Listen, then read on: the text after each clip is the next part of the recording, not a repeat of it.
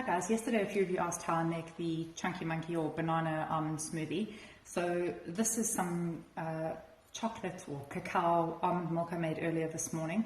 I don't actually strain my almond milk, I just pop almonds in my blender with some filtered water. In this case added some cacao and a little bit of maple syrup and blitz it up. The slight texture doesn't bother me at all and means you've got a much higher nutrient quantity. So that's about a litre, which I'm going to pour to my blender. To that, because I wanted to have a lower glycemic index, I'm going to add more whole almonds, so just a little shot glass, some hemp seeds, so hemp,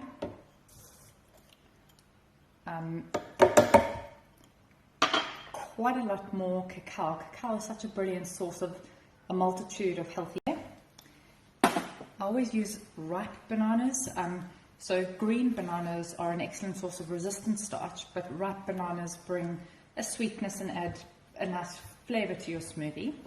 So I'm going to pop 2 of those. I'm making 4 smoothies with this amount, by the way.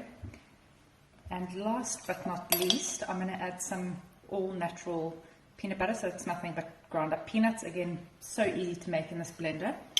And I'm going to put in 2 tablespoons of that in there.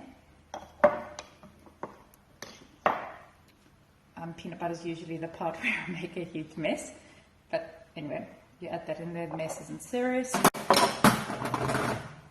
Pop the lid on, and typically I use the sort of settings that are on this blender. So in this case I'm going to go with the 45 seconds at high speed, and that'll